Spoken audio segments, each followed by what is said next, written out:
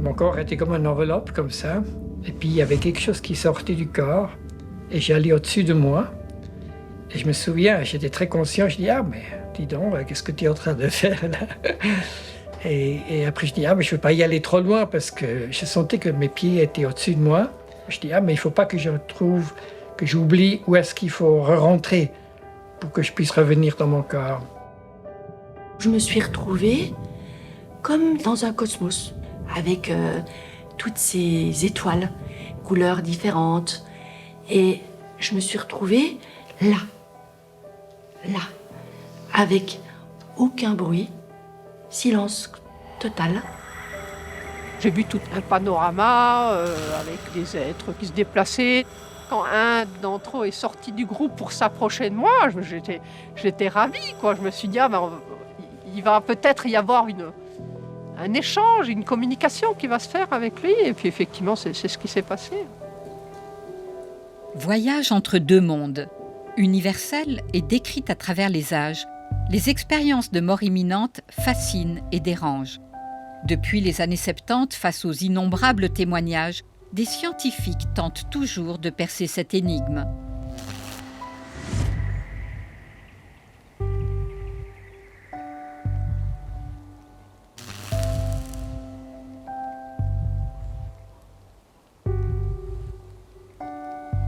Nous sommes dans la région de Reims. Véronique a rendez-vous avec son généraliste. Il a fallu qu'une relation de confiance s'établisse pour qu'elle lui raconte son vécu extraordinaire, son expérience de mort imminente, qu'on appelle EMI. C'est arrivé suite à un anévrisme, l'occlusion d'une veine au cerveau. Bonjour. Bonjour. Héliportée d'urgence, elle a passé 12 jours dans le coma. Je me réveille à l'hôpital avec une sensation bizarre, c'est de se regarder. Et en fait, moi je suis à côté. C'est-à-dire que vous avez vu de l'extérieur ce qui se J'étais passait. à l'extérieur de mon corps. Je me suis vue moi, j'ai vu plein d'appareils. Et ensuite, il y a une... J'appelle pas ça une lumière, moi j'appelle ça une clarté. Mais quelque chose qui est très clair, très clair. Et on a envie d'y aller, quoi. Parce qu'on sait qu'on va être bien. C'est très doré, ça scintille énormément.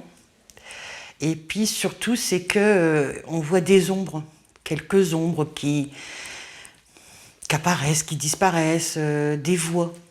Mais des voix douces, c'est tout le temps en douceur. Alors que de l'autre côté, on entend quand même des choses brutales, un ciseau qui va tomber, un cri parce qu'il faut perfuser. Et vous avez les deux sensations. C'est ça qui est surtout impressionnant. Donc, si je comprends bien, c'était comme deux mondes mondes qui se chevauchaient. Qui se chevauchent, voilà.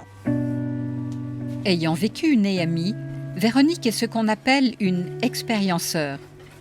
Aide à domicile, elle n'en avait jamais entendu parler, ni du phénomène de décorporation avant que cela ne lui arrive. Il n'y a pas d'image, il y a des ombres, mais pas de personnes visibles. Mais vous les reconnaissez, vous les entendez. Pour moi, c'était des défunts. C'était ma grand-mère, avec qui j'étais en fusionnel, et c'était mon papa, que je venais de perdre il y avait, je crois qu'il y avait à peine 3 ans. J'avais l'impression que ma grand-mère, elle voulait surtout que je comprenne que c'était pas maintenant, qu'il fallait repartir. Qui sait ce qui serait arrivé après? Est-ce que si on rentre plus dans la lumière, est-ce que c'est là que, c'est la mort en fait, c'est fini? Je sais pas, mais bon, on est revenu. Vous me paraissez déçu. J'aimerais bien retourner de temps en temps. J'aimerais bien. Le temps a passé. Pourtant, son voyage au limbe de la mort l'interroge encore. J'ai assisté à ma propre résurrection, renaissance. C'est un peu extraordinaire. Hein. Est-ce que ça peut exister? Est-ce que c'est vrai? Est-ce qu'on sort de son corps? Mais qu'est-ce qui sort de notre corps? Est-ce que c'est l'âme ou est-ce que c'est je sais pas, quelque chose qui sort et qu'on se voit? Ce que vous avez vécu, ça porte le nom d'expérience de mort imminente. Oui. Une chose est sûre, c'est que c'est quelque chose de réel qui existe. Et ce qu'on est certain aussi de par la recherche scientifique à l'heure actuelle, c'est que ce ne sont pas des hallucinations. Vous n'êtes pas folle, vous n'avez pas rêvé. Ce qu'on ne sait pas à l'heure actuelle, c'est pourquoi ça survient. Pourquoi et comment. Le docteur François Lallier est un spécialiste des expériences de mort imminente. Il a osé consacrer sa thèse de médecine à cette thématique inhabituelle et a obtenu les félicitations du jury, couronnant ainsi le sérieux de sa recherche et marquant l'évolution des mentalités sur cette question. Le nombre de personnes qui a vécu cette expérience de mort imminente est effectivement énorme. Et selon les études, effectivement, aux États-Unis, on s'était rendu compte que c'était peut-être 5% à peu près de la population. C'était sur des études des années 75. En Allemagne, on s'est rendu compte que c'était 4% à peu près. Moi, mes propres travaux sur des patientèles de médecine générale adulte montraient 4% aussi. Et c'est vrai que, par exemple, en France, ça représenterait en gros la population de Paris intramuros qui aurait vécu ça. C'est-à-dire que toute personne a dans son entourage une personne qui a vécu une expérience de mort imminente. C'est obligatoire. Mais par contre, tout le monde ne le dit pas. Et comme c'est un tabou, bien souvent, les gens ne sont pas au courant.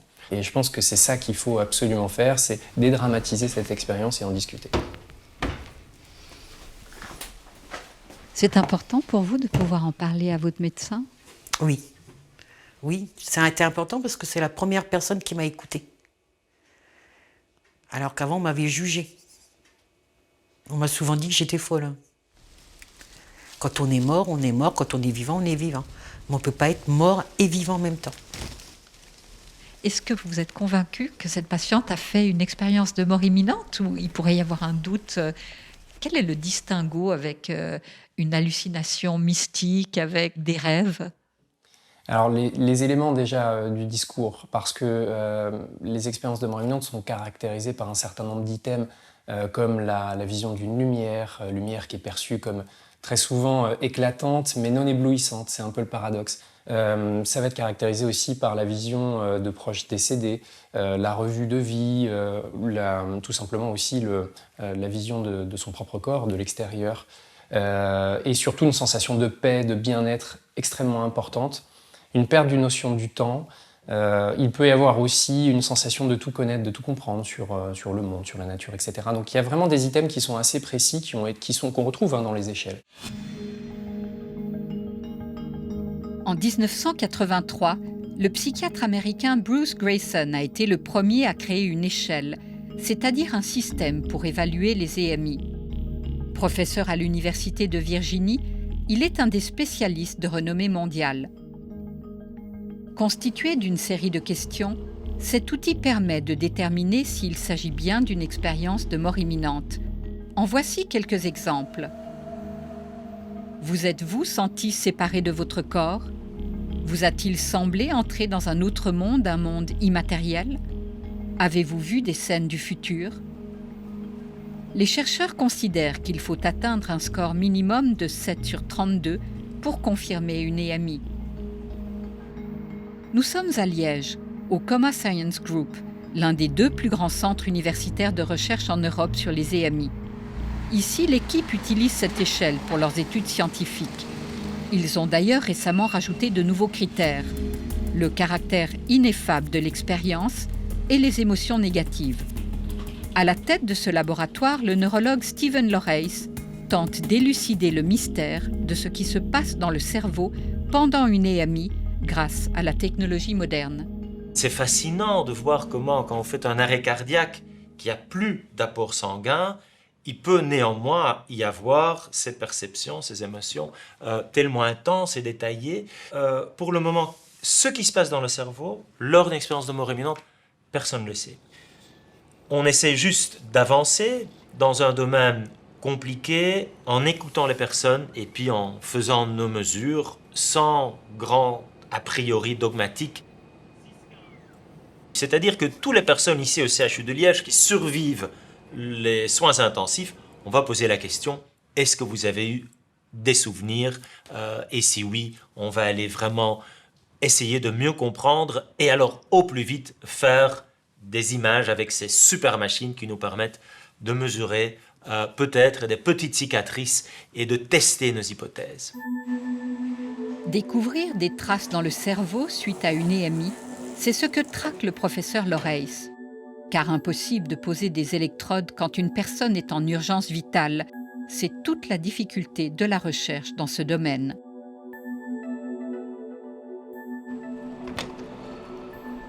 Cependant, différentes études internationales arrivent à la même conclusion. 10 à 15% des personnes qui ont survécu à un arrêt cardiaque ont le souvenir d'une EMI. Des chiffres confirmés par les récents travaux du docteur Lallier. Ma thèse a innové dans le sens où, moi, mon but a été d'explorer les antécédents médicaux, les antécédents chirurgicaux des patients, les médicaments qu'ils prenaient avant, pour voir si on ne pouvait pas trouver une explication sur leur état de santé antérieur. Avec comme postulat de départ que si jamais on considère l'expérience de mort imminente comme étant une hallucination, probablement on trouverait plus d'expériences de mort imminente chez les gens qui avaient des antécédents psychiatriques, une maladie psychiatrique. Si l'expérience de mort imminente est une anomalie électrique, une crise d'épilepsie, on trouverait probablement plus de personnes qui ont vécu cette expérience dans les gens qui ont des problèmes neurologiques. Donc c'était le postulat de départ. Ce que j'ai réussi à montrer, c'est que c'était l'inverse. C'est-à-dire que les personnes qui avaient des antécédents psychiatriques et neurologiques avaient tendance à vivre moins d'expériences de mort imminente que les personnes qui n'en avaient pas. Donc en fait, l'explication vis-à-vis de ces antécédents, elle serait peut-être là, c'est que ça viendrait altérer la capacité du cerveau à se souvenir de l'expérience. Ainsi, ni les médicaments ni les maladies psychiatriques ne sont à l'origine du phénomène. De plus, il faut un bon fonctionnement cérébral pour se souvenir d'une EMI. Au terme de son étude, le docteur Lallier en est arrivé à émettre une hypothèse totalement interpellante. Une des suppositions et une des conclusions de ma thèse, c'est que tout le monde vit une expérience de mort imminente lors d'un arrêt cardiaque. Mais tout le monde ne s'en souvient pas. Par exemple, les enfants ont une capacité de mémorisation qui est exemplaire comparée à des personnes qui sont plus vieillissantes. Et on constate dans les arrêts cardiaques qu'environ 60% des enfants se souviennent de leur expérience de mort imminente à la suite de l'arrêt cardiaque, alors que c'est que 15% des adultes. Vous avez bien entendu, les enfants sont 4 fois plus nombreux à avoir des souvenirs d'EMI. Lucas fait partie des adultes qui s'en souviennent. À 45 ans, il a survécu à la foudre. Sa femme et lui se rappellent de l'accident. J'ai rassemblé les photos. Il y a même un article de journal. Un homme survit à la foudre. Et c'est toi. Tu te souviens? Un lieu magnifique. Ça, c'est la lampe qui a pas reçu la foudre et puis celle qui l'a reçue. Ouais. Ouais, il y a des feux, hein. Puis les traces là au plafond, tout est fondu. Ouais, c'était... Quelle chance que le chalet n'a pas pris feu. Hein. J'étais avec la famille sur un alpage à 2200 mètres d'altitude, au Val d'Hérence. Et puis, c'était le soir, il y avait un orage qui est arrivé. Et on sentait que c'était vraiment un orage assez conséquent. Et en fait, il y a l'éclair qui est tombé devant le chalet. Puis étant donné que j'étais dans l'ouverture de la porte, il m'a chopé au passage. Et donc, j'étais foudroyé. Elena qui crie « Papa, papa !» Là, je vois qu'il est par terre. D'abord, j'ai cru qu'il faisait de l'imbécile, mais j'ai vite compris que c'était autre chose. D'abord, voir s'il respirait un petit peu, il respirait un tout petit peu. Après, je sais pas pourquoi j'ai levé le pull.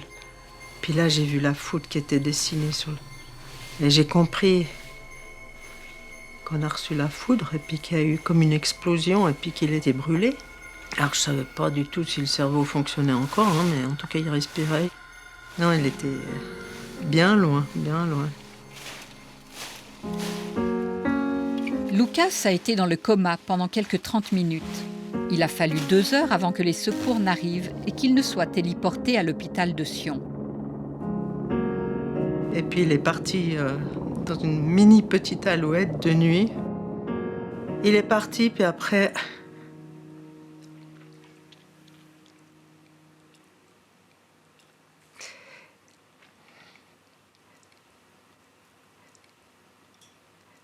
Après, on s'est tous serrés dans les bras.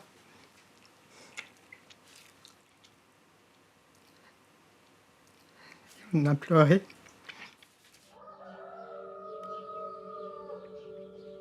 Entre la vie et la mort, Lucas touche au nirvana, alors que sa famille est éplorée.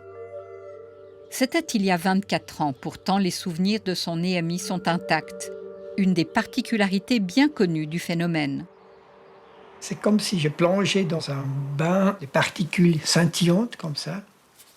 des atomes qui brillent, mais qui sont toutes en harmonie les unes avec les autres, mais qui n'avaient pas de dimension, il n'y avait pas de dimension, il n'y avait pas de poids, il n'y avait pas de haut en bas, il n'y avait pas le ton, mais tout était en harmonie, tout était en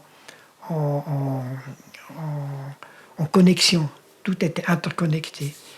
Et puis je voyais une petite silhouette de barque qui avançait dans ce monde, et je sentais que ce bateau qui était légèrement dessiné, qui était aussi particules, qui était en lien avec ces autres particules qui étaient autour. Il y avait une espèce d'harmonie, une espèce de paix extraordinaire, il n'y avait pas de dualité, il n'y avait pas le moi. C'était que, je pense, ma conscience qui était allée dans ce lieu-là. C'est très difficile à imaginer parce que nous, on vit dans le temps, on vit dans la dimension, on a un corps, et tout ça, ça n'existe plus.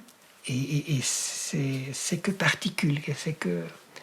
Et c'était un souvenir extraordinaire parce que c'était vraiment un bonheur comme je n'ai jamais vécu. C'était parfait, quoi.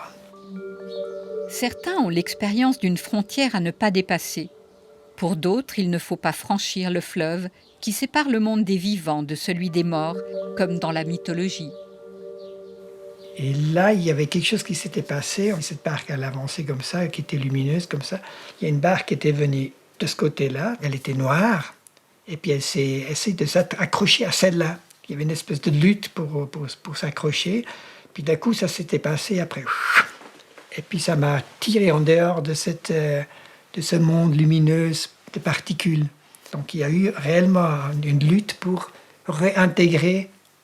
me réintégrer dans le corps, pour que je ne parte pas, probablement, peut-être définitivement. C'est quelque chose de fort là, que j'ai vécu, parce que je n'ai jamais vécu un sentiment aussi puissant d'harmonie, et puis de cet autre monde qui est tellement différent de la nôtre.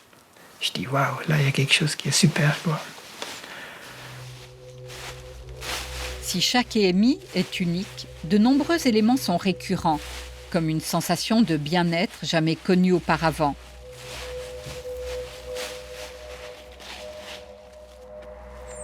C'est seulement le lendemain que la famille de Lucas peut le retrouver à l'hôpital.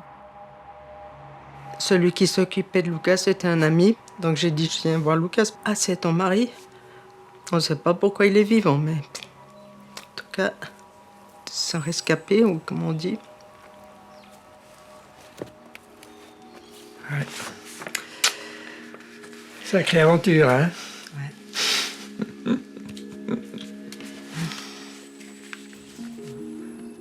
Brûlé et le corps gonflé, Lucas passe plusieurs jours aux soins intensifs. Quand il rejoint finalement sa famille au chalet, il expérimente une sensation inédite jusqu'alors. Le soir, quand j'étais couché dans le lit, je me souviens que je suis ressorti de mon corps. Je dis, ah, mais c'est incroyable. J'ai réessayé un petit peu. Donc, je fais un peu ce passage de sortir et de rentrer. Et en même temps, je me dis, tiens, il y a l'ouverture je sais pas, de la fontanelle, je ne sais pas quoi, qui s'était fait, qui était encore là. Et je me dis, ouais, je n'ai pas beaucoup d'expérience là-dedans. Donc, je ne veux pas abuser de la situation. Hein. Mais je sentais que j'étais fragile. Il y avait quelque chose que j'étais lié avec un autre monde. La décorporation, c'est-à-dire la capacité de sortir à volonté de son corps, paraît se développer chez les expérienceurs, passant de 8% avant une EMI à 49% après. Lucas mettra plus d'une année à se remettre physiquement de ses brûlures et de son EMI, car ces sensations étranges ont perduré longtemps.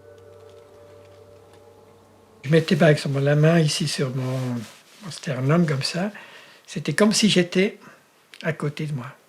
Je n'étais pas dans mon corps. Comme s'il y avait deux corps qui étaient là. Et donc il me fallait une grande volonté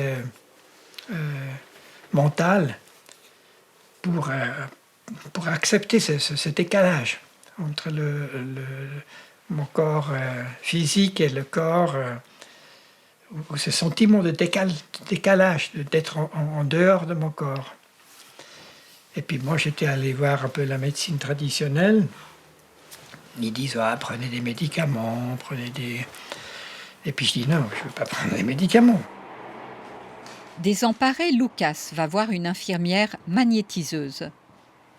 Quand j'étais allé la voir après l'accident, elle m'a tout de suite dit, oh là là, qu'est-ce qui vous arrive? Vous êtes complètement dehors de votre corps.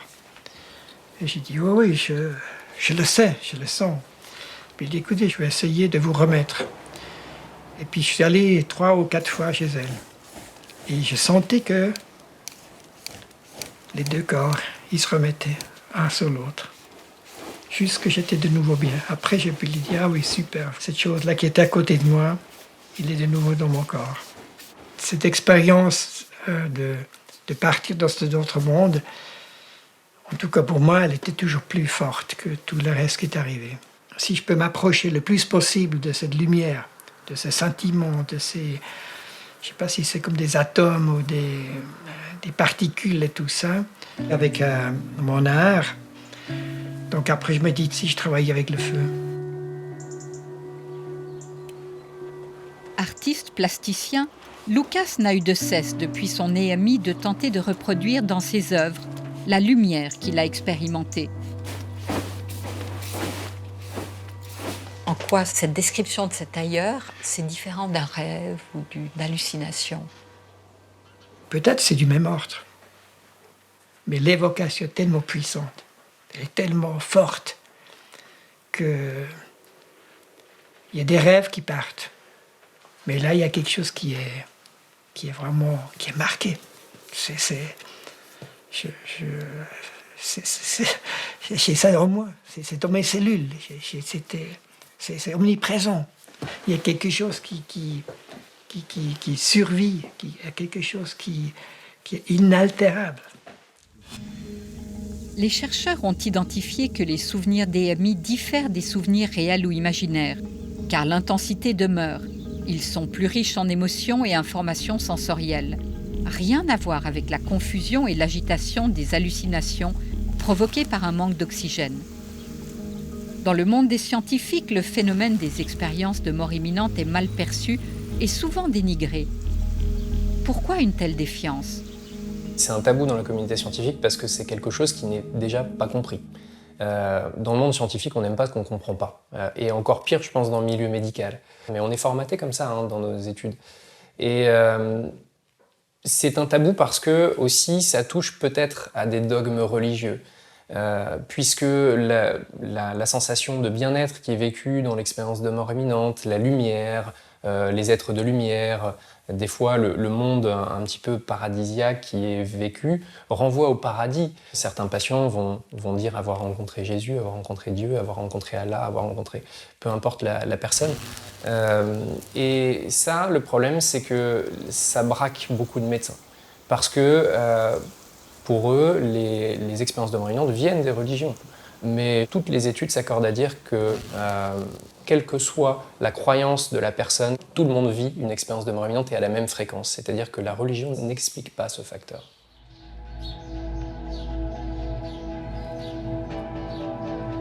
Cardiologue néerlandais, Pim van Lommel est la référence mondiale sur les EMI. Il a publié en 2001 une étude incontournable dans la prestigieuse revue scientifique The Lancet. À l'époque, sa recherche a bouleversé le milieu médical car elle démontre que l'on peut être conscient pendant une période où toutes les fonctions cérébrales ont cessé. C'est un peu par hasard qu'il s'est intéressé au phénomène.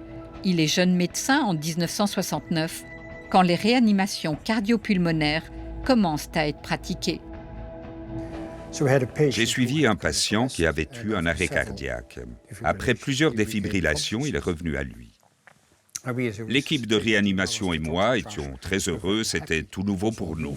Mais le patient semblait, lui, très déçu de se réveiller. Il nous a parlé d'un tunnel, de lumière, de musique et de paysages magnifiques. C'était bien avant la terminologie bien connue aujourd'hui de NDE.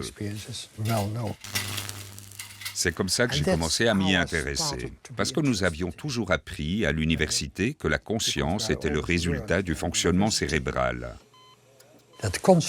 Donc, ça devait être impossible d'avoir une expérience de conscience élargie en étant inconscient, en raison d'un manque de circulation sanguine et d'un manque respiratoire. Les personnes en arrêt cardiaque sont en mort clinique. Si on n'entame pas la réanimation dans les 5 à 10 minutes, elles meurent. Il s'agit là de la première étape du processus de mort. Sa curiosité aiguisée, 20 ans plus tard, Pim van Lommel met sur pied la première grande étude prospective, c'est-à-dire sur le long terme en comparant 2 groupes de patients. Il a suivi 344 survivants d'arrêt cardiaque pendant 8 ans. En 1988, nous avons commencé une étude prospective dans 10 hôpitaux hollandais pour rechercher si nous pouvions trouver des explications aux causes et au contenu des Near-Death Experience. Nous avons découvert que 18% des patients ont rapporté avoir vécu une NDE, ce n'était pas le cas pour 82%. Nous avons alors comparé les 2 groupes, ceux qui avaient des souvenirs de NDE et ceux qui n'en avaient pas suite à leur arrêt cardiaque. Nous avons comparé la durée des arrêts cardiaques. 2 minutes ou 8 minutes, ça ne changeait rien. La durée d'inconscience, 5 minutes d'inconscience ou 3 semaines de coma, cela n'avait pas d'incidence. Une réanimation cardiopulmonaire simple ou compliquée avec intubation et beaucoup de médicaments, pas de différence non plus. En d'autres termes, la gravité du traumatisme et des lésions n'est pas ce qui détermine la survenue d'une EMI. Et ce n'est pas tout.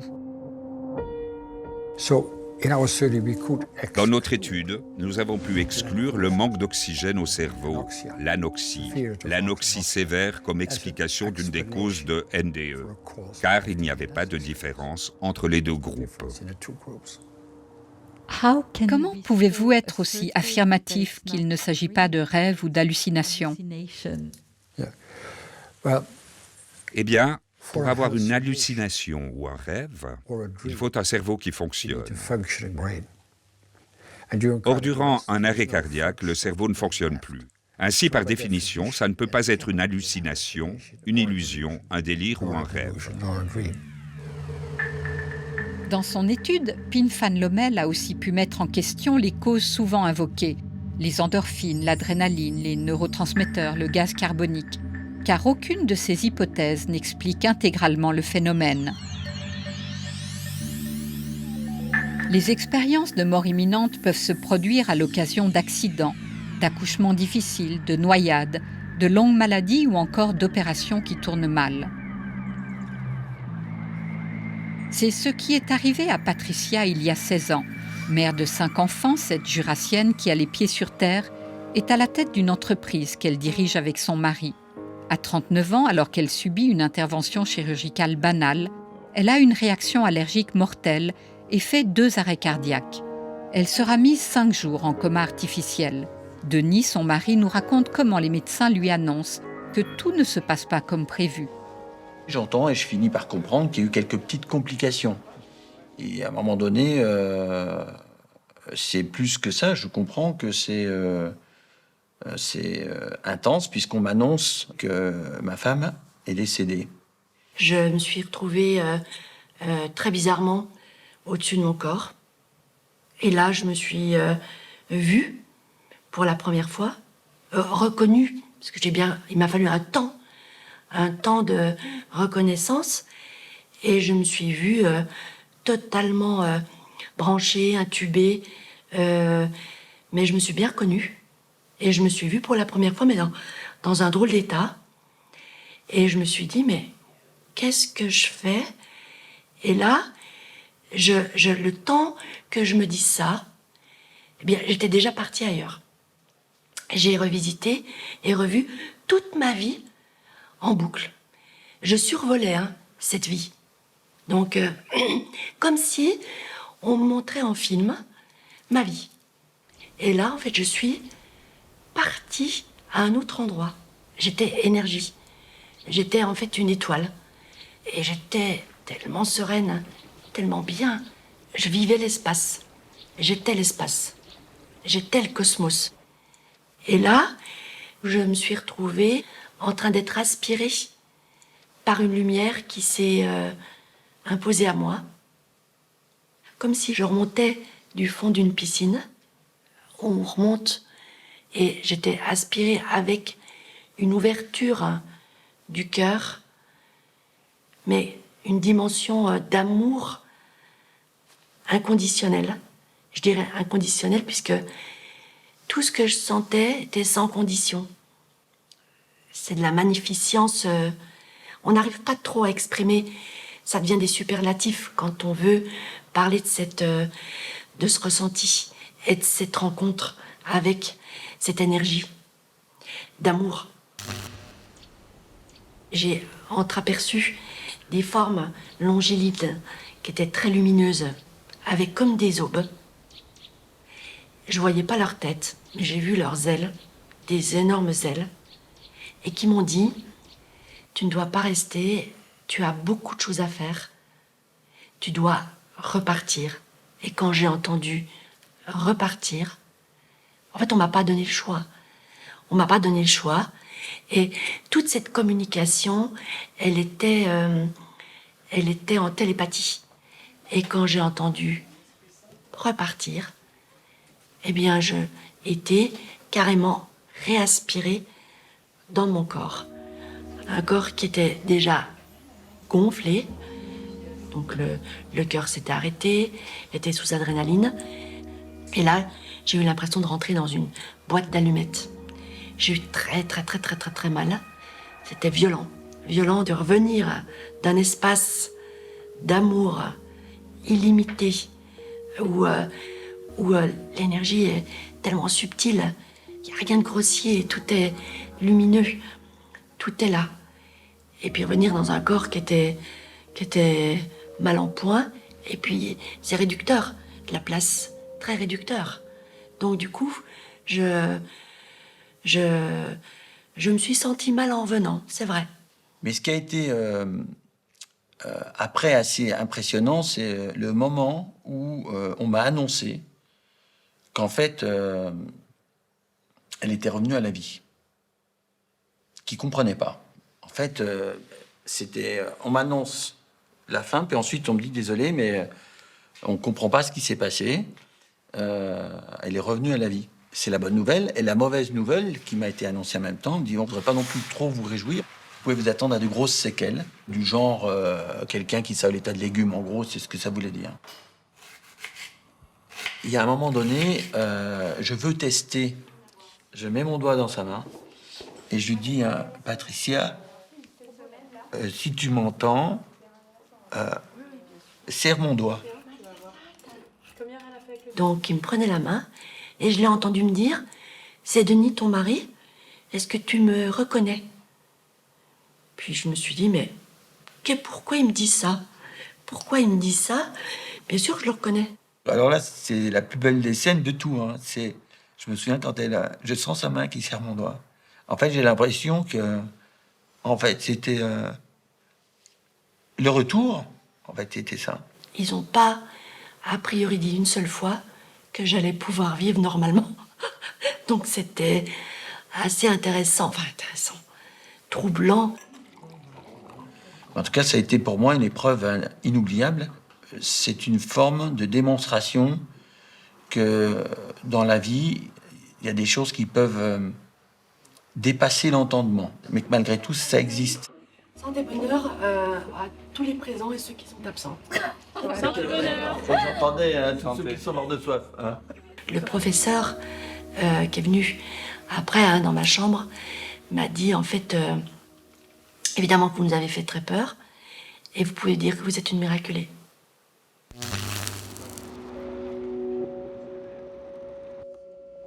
Voilà. Au Coma Science Group, où les récits de milliers d'expérienceurs sont analysés, ce type de vécu incroyable, qui touche aux frontières du réel, sont très nombreux.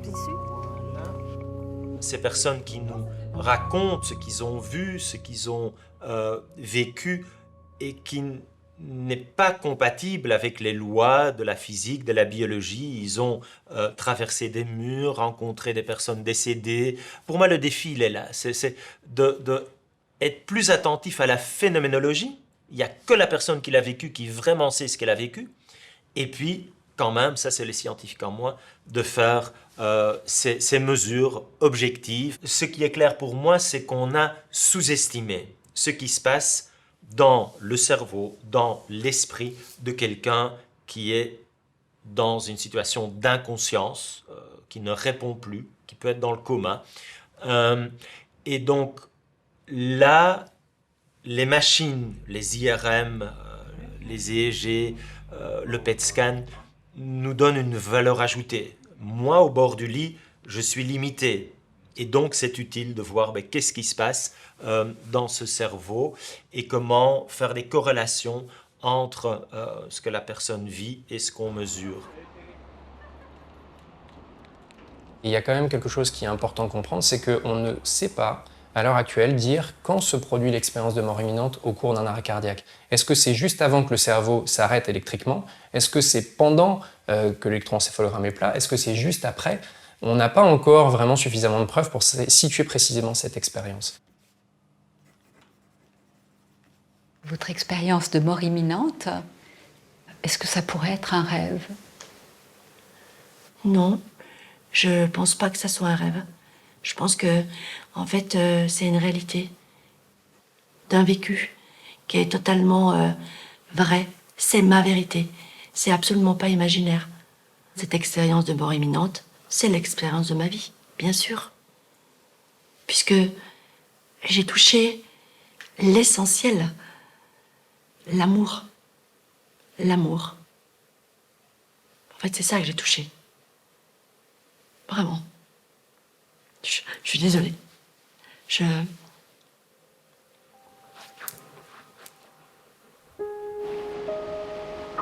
L'émotion ravivée à l'évocation du Néhémie est emblématique et les chercheurs tentent de faire le pont entre ces récits remplis de superlatifs et leurs mesures scientifiques. On arrive à expliquer des fois des bribes d'expériences de mort imminente. La sortie de corps, effectivement, quand on déclenche le lobe temporal, les gens ont l'impression de se voir de haut, même si ce n'est pas tout à fait la même vision. Le manque d'oxygène, effectivement, peut expliquer des fois la vision un peu d'un tunnel, la lumière, le champ de vision qui se rétrécit.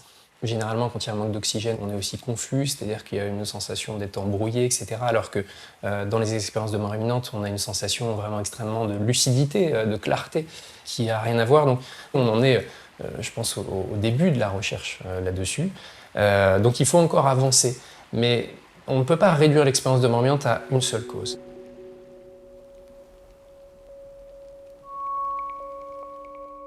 Laurence, militaire de carrière, était une sportive d'élite. À 22 ans, elle a vécu une EMI considérée très complète. C'était suite à un grave accident de ski.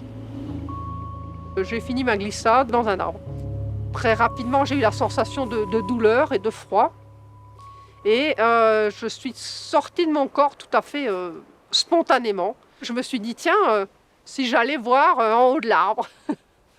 Et donc, juste avec l'intention, je me suis retrouvée au sommet de l'arbre. Et j'avais la même vue qu'une caméra pouvait avoir depuis le sommet de l'arbre. Et puis voir mes camarades pisteurs qui se sont approchés. Et puis au moment où l'un m'a touchée, je suis redescendue en catastrophe, on va dire, parce que le contact physique m'a obligée à revenir dans le corps, quoi. Laurence était très gravement accidentée. La boîte crânienne fendue de part et d'autre, des fractures de la jambe, du bassin et des lésions à la colonne vertébrale. À l'hôpital, ces sensations extraordinaires se poursuivent. J'ai senti que je maîtrisais plus rien, quoi, que ça, voilà, là, ça allait repartir. Et de là, effectivement, j'ai vu tout un panorama avec plein de choses insolites. Il y avait une forme, voilà, d'émerveillement, puis de gourmandise, d'aller au-delà. Par la diversité des êtres qui étaient là-bas, des couleurs, des sons aussi à certains moments. Finalement, quelque chose dont j'avais jamais fait l'expérience ailleurs. Voilà. Un des êtres qu'elle voit s'approche et l'emmène dans une niche pour assister à une projection. D'abord, j'ai vu la Terre en petite orange dans l'espace, puis progressivement, elle a grossi. Et puis le zoom a continué jusqu'à partie d'un continent, et puis d'un pays, etc., jusqu'à une cour dans une petite ville, quoi, pour faire apparaître une maman qui était assise sur le perron. Et soudainement, le bébé a ouvert les yeux. Et là, quand le contact visuel s'est établi, j'ai su que ce bébé, c'était moi. Et donc, il y a eu une espèce de surprise de me voir bébé, quoi. Et donc, la projection s'est poursuivie et j'ai pu voir, en fait, toute ma vie en rétrospective jusqu'au moment de l'accident, au pied de l'arbre. Voilà. Et ça vous a fait quoi comme sensation de voir se dérouler de votre vie? C'était un peu désagréable dans le sens où la projection avait la particularité de me faire me rendre compte de comment mon comportement a eu des effets négatifs dans mon entourage, quoi. À 22 ans, je n'avais pas eu l'impression que mon comportement ait été préjudiciable véritablement à des tiers, quoi. Et en fait, si. Et donc, ça m'a un peu contrariée comme cette affaire. Si le monde scientifique reconnaît l'existence du phénomène des EMI, la controverse porte sur les hypothèses pour en expliquer les causes. On va dire qu'il y a deux grandes théories, si on les sépare en deux. Les théories qu'on appelle matérialistes, c'est-à-dire qui vont partir du principe que l'expérience de mort imminente tire son origine d'un problème cérébral, d'un problème à l'intérieur du cerveau, quel qu'il soit, et les théories qu'on appelle non matérialistes, qui vont partir du principe que l'expérience de mort imminente est une preuve que la conscience survit après le corps, en dehors du cerveau, et que le cerveau jouerait ce rôle d'émetteur-récepteur avec la conscience qui serait toujours en permanence à l'extérieur du corps. L'hypothèse d'une conscience délocalisée, c'est-à-dire extracorporelle, serait, selon les non-matérialistes, la seule qui pourrait expliquer l'entièreté du phénomène des EMI grâce à la physique quantique. Cette hypothèse révolutionne les mentalités. Pour moi, la science, c'est de n'exclure aucune hypothèse tant qu'on n'a pas de preuves fondamentales en la faveur d'une théorie précise. C'est-à-dire que tant qu'on n'a pas tranché, on doit continuer d'explorer. Et est-ce que votre expérience s'est arrêtée là ou il y a une suite? Non, c'était le début d'une grande aventure parce que j'ai passé 4 mois dans le coma. Et effectivement, au fil du temps, dans ce séjour ont été inclus des périodes de soins, on va dire, où je devais aller, le guide m'amenait dans un lieu particulier qui était dédié à la réparation, puisque assez rapidement, le guide m'a dit que je repartirais. Et donc, pour repartir, il fallait être en état physiquement, intellectuellement, voilà. Et donc la réparation s'est faite à la fois là-bas et dans les hôpitaux et cliniques où j'ai été amenée. Outre la guérison, Laurence a eu accès à une connaissance universelle. Cet élément fait partie des spécificités reconnues qui qualifient une expérience de mort imminente. Le guide, donc mon interlocuteur habituel, m'a dit que ici je pouvais rencontrer des êtres qui pouvaient répondre à toutes sortes de questions. Voilà. Et donc, comme j'avais un naturel assez curieux, je me suis dit non mais c'est carrément génial ici. on peut à peu près tout savoir, voilà. Et puis un être est venu et il a effectivement répondu à mes questions sans détour, de façon très pragmatique, au-delà, on va dire, des dogmes, des aspects culturels, idéologiques et religieux. J'ai rencontré tant de personnes qui ont eu une NDE. J'ai reçu des mails du monde entier, 10 000 mails du monde entier, émanant de personnes qui partageaient leur expérience avec moi et leur transformation. Alors je connais ces changements. Certains m'ont aussi fait part de leur capacité à guérir. Cela ne me surprend plus. J'étais surpris il y a 30 ans, je ne le suis plus aujourd'hui. Un des aspects très importants des NDE, c'est l'aspect véridique des décorporations. C'est ce qu'on appelle la corroboration. Il y a eu des études où les patients ont raconté précisément ce qui était arrivé pendant leur arrêt cardiaque. Récemment, un livre a été publié avec plus de 100 cas de patients dont les perceptions véridiques ont été corroborées. Il a ainsi été prouvé qu'étant dans un coma profond ou sous anesthésie générale, ils se sont vus en dehors de leur corps et ont aussi vu la réalité qui se passait autour d'eux.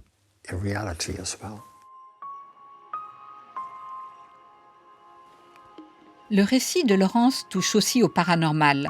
Pendant son EMI, alors qu'elle était dans le coma, elle a rencontré un défunt qu'elle ne connaissait pas, le père d'un camarade d'école. Il lui a livré un petit nom affectueux, utilisé dans la famille, Choupette. À sa sortie d'hôpital, Laurence croise le jeune homme avec qui elle était en classe.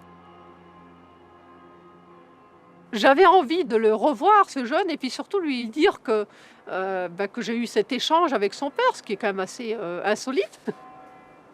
Puis là, moi, je lui ai dit, c'est que j'ai été dans le coma, voilà, après un accident de ski. Il me dit, oui, j'en ai entendu parler. Et puis je lui ai dit, là-bas, j'ai rencontré des êtres dont j'ai eu contact avec certaines personnes qui ont été décédées, quoi. Et il me dit, oui, il paraît qu'on peut avoir des contacts avec des défunts. Et puis je lui dis, une des personnes, c'était ton père, quoi. Il m'a parlé de ton frère et de ta sœur, et puis de votre intimité et de sa choupette. Et puis là, au moment de prononcer le mot, il ouvre quand même les grands yeux, et puis il me dit, comment tu sais ça? Alors je dis, je sais ce que je suis en train de te dire, c'est ton père qui m'en a parlé, quoi. Et puis il y a eu un moment d'hésitation, et puis il me dit, ah oui, quand même. Et il y avait certainement un autre questionnement, mais où il n'a pas osé le formuler ou autre, et puis il s'est refermé et il a dit, il faut que je prenne mon train. Enfin, manifestement, je l'ai quand même un peu ébranlé, le pauvre. Cette anecdote troublante est significative, car l'information rapportée par Laurence a été corroborée par un tiers. Ce type d'expérience est typique des EMI. Quand on parle d'un sujet qui touche éventuellement un peu peut-être au paranormal, à la religion, etc., des choses comme ça, du coup, un scientifique n'aime pas ça, parce qu'un scientifique se base sur les preuves. Et pourtant, les preuves, elles sont là. C'est-à-dire que les preuves, elles sont là, c'est les discours des patients, c'est ce qu'ils vivent, on sait que ça existe, on sait maintenant que c'est pas des hallucinations, etc. On a un réel phénomène à explorer, et les patients, en plus, ont tout intérêt à ce qu'on s'intéresse à ce phénomène-là, parce qu'ils le vivent souvent mal. Alors, est-ce qu'on a obtenu des images? Oui, certainement. Est-ce qu'on a compris le phénomène? Non. Je pense que tant qu'on n'a pas compris ce grand mystère qu'est la conscience humaine, je resterai prudent. Et personne ne peut expliquer l'expérience de mort imminente qui, pour moi, sont présentées de manière un peu trop noir-blanc. J'y crois pas. Je trouve que ça mérite un peu plus de curiosité. C'est ça la recherche, la vraie. C'est essayer de vraiment repousser les frontières de notre connaissance. Peut-être mieux dire de notre ignorance.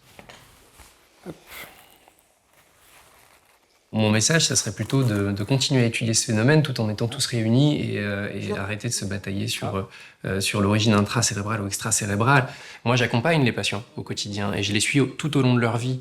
Et je pense que l'idée du rôle du médecin généraliste d'aborder cette expérience telle qu'elle a été vécue par les patients, quelles répercussions ça a sur leur vie et de lever ce tabou si la personne est prête à en discuter. Il a fallu du temps à Véronique pour trouver un véritable interlocuteur. Inquiet de ses propos, son précédent généraliste l'avait envoyé consulter un psychiatre. Et j'ai failli me retrouver en psychiatrie. Hein. Ah oui. Déjà, je suis tombée sur un médecin qui, alors, n'y croyait pas du tout, déjà, qui n'avait jamais entendu parler de ces choses-là. En fait, ces choses-là, pour lui, c'était des choses que les gens inventaient quand ils avaient des problèmes de folie. Donc pendant 2 ans, il m'a mis sous traitement. En fait, c'était pas ça qu'il me fallait, c'était pas du tout ça. Qu'est-ce qu'il vous fallait? Il fallait une écoute. Et par contre, quand j'ai rencontré le docteur Lallier, il m'a dit, mais non, vous n'avez pas de problème de folie ou quoi que ce soit, non? Vous n'avez pas besoin de ces médicaments-là. Aujourd'hui, ça représente quoi, cette expérience que vous avez eue? J'ai changé. J'ai énormément changé. Je me sens plus détendue. C'est un apaisement que j'ai moi. Je n'étais pas croyante et j'y suis pas plus aujourd'hui. Je pense pas que c'est une histoire de religion. Je pense surtout que c'est une histoire d'amour. Je ne suis pas comme les personnes qui disent oh, « j'ai vu Dieu ». Non, j'ai pas vu Dieu, moi. Moi, j'ai vu ma grand-mère et mon père. Est-ce que votre vision de la mort a changé? Ah oui. Ah oui, j'ai pas peur. J'ai plus peur. Dans mon esprit, maintenant, je sais que voilà, on part, mais pour autre chose. Voilà. C'est pas douloureux, en tout cas. Pien van Lommel est le premier à avoir étudié sur le long terme l'évolution des patients qui avaient eu une crise cardiaque avec et sans EMI. Dans son article publié dans le Lancet, il constate de grandes différences entre ces deux groupes. La transformation que nous entendons habituellement, les gens n'ont plus peur de la mort. Ils sont convaincus qu'il y a une continuité de la conscience après la mort. Ils ont une nouvelle perception quant à ce qui est important dans la vie, à savoir l'amour inconditionnel, la compassion, l'empathie envers soi-même, envers autrui, envers les animaux, les plantes et la nature, parce qu'ils sont connectés. D'ailleurs, les NDE sont aussi appelés les expériences d'unité, où vous vous sentez connecté à tout et à tout le monde. Lucas, qui a eu la vision d'une barque pendant son EMI, a fait des recherches dans les musées et les bibliothèques. Il s'en est inspiré dans son travail artistique qu'il présente à une amie. En fait, c'est une barque pour aller dans le au-delà. J'ai trouvé ça autour du monde, partout. Chez les Égyptiens, chez les Papouas-Nouvelle-Guinée, en Grèce, en Irlande du Nord, et en Afrique, en Amérique du Nord, chez les Indiens. J'ai trouvé vraiment partout ces illustrations. Donc c'est quelque chose, un patrimoine qui nous appartient, à l'humanité. Cette expérience-là, il m'a donné la certitude. Ça m'a donné un calme, une tranquillité, une sérénité. Ça m'a un peu plus connecté encore avec ça qui m'entoure. Bien sûr, les gens ils diraient que c'est une expérience mystique, spirituelle, mais on n'a pas besoin de faire une église, on n'a pas besoin de faire une religion, on n'a pas besoin de... Il suffit d'aller dehors, dans la nature, de regarder qu'est-ce qui se passe, et puis on a l'image de cette chose extraordinaire qui se concrétise, qui se matérialise dans la nature. Vous avez touché à quoi? Au sacré, je pense, quelque chose de sacré. Malgré toutes les recherches au niveau mondial, les expériences de mort imminente demeurent pour l'heure un mystère de l'humanité.